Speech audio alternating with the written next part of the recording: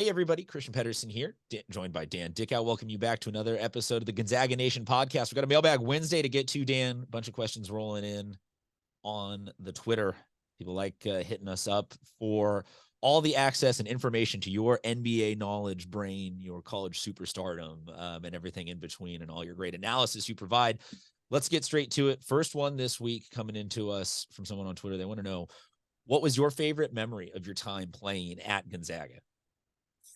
Wow, there's a lot of great memories. So for me to pick just one is extremely hard. So I'll give you a couple quick ones, and I'll try not to expand too much on any of them because I don't want to bore the listeners with too many details and too many stories. But the few that come to mind is junior year going to the Sweet 16, where we beat Virginia on a Casey Calvary tip-in. Then we beat Indiana State in the second round. Those two games were in Memphis. We did not fly home after winning two games in Memphis to Spokane. We ended up going straight to Atlanta from there, where unfortunately we ran into a buzzsaw of a Michigan State team. But that whole kind of end of the season stretch as a junior was a tremendous memory.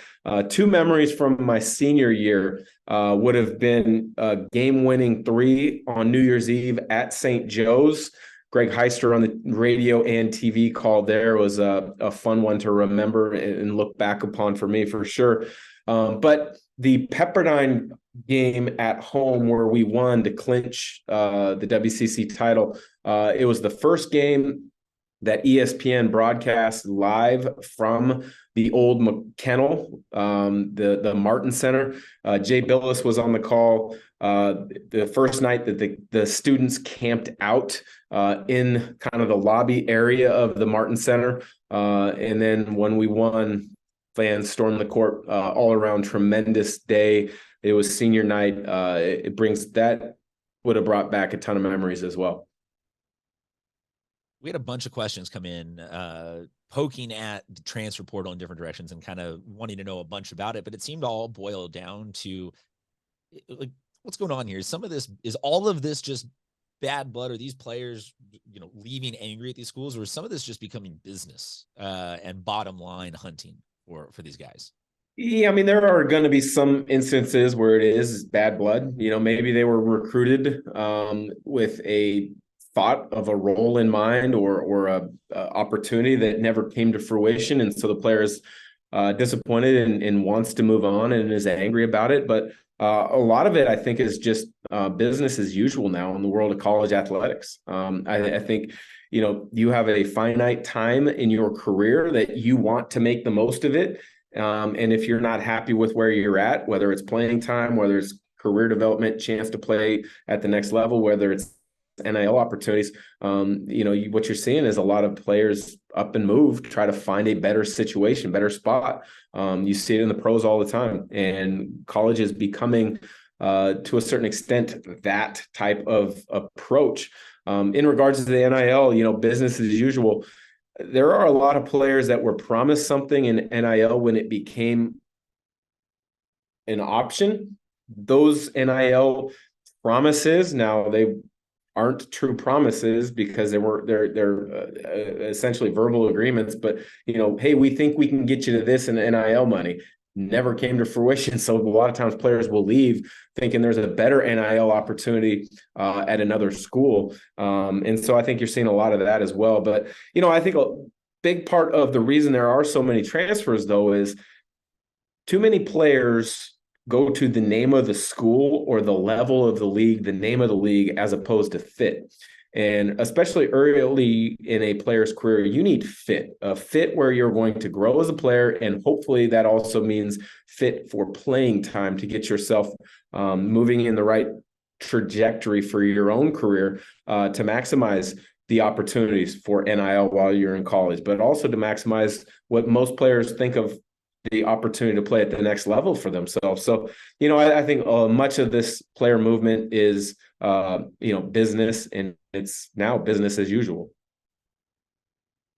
With so much focus on the transfer portal, I think some of it is getting overlooked. We had one of the questions coming about high school recruiting. What's up there? We don't need necessarily the full down to the sophomores and freshmen that they're looking at, but any big movement on the high school front for Gonzaga?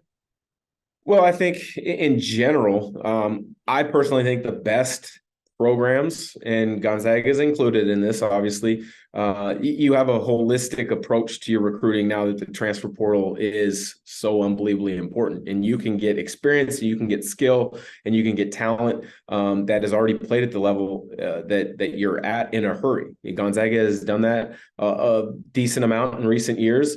But they really did that this year with a couple guys in Ryan Nemhart and Graham Ike. So there's a little bit more talent to mold in this year than maybe in years past, but I don't think it's going to be a huge transition. But to go back to part of who Gonzaga may be focusing on, I still think there's going to be a short bit longer where they, as well as other coaches, are focused in on this transfer portal to finish off the roster for the upcoming year, while they're keeping an eye on the younger high school group that they want to target, they want to spotlight. The current seniors in high school, so players that are graduating this June in a month or so, are the ones that were squeezed more than anybody else in recent memory because of the extra COVID year that was granted, and because of the freedom of transfer. Quite frankly, a lot of college coaches would rather take a player with a little bit of experience, maybe a little bit of baggage, maybe the ability to kind of hold over that player's head. Like, hey, look, it hasn't worked out in these other two places. You come here, it could work. They can hold that over their head a little bit and get them to perform in a manner and a fit to a role that they want, as opposed to hoping that a high school player will improve and be functional at the college level within a couple months, which is a lot harder than many people think. So that senior class has been squeezed a little bit. It's the junior class and the sophomore class that it's going to start balancing out a little bit. I do know Gonzaga has a number of offers out there for some sophomores and for some juniors.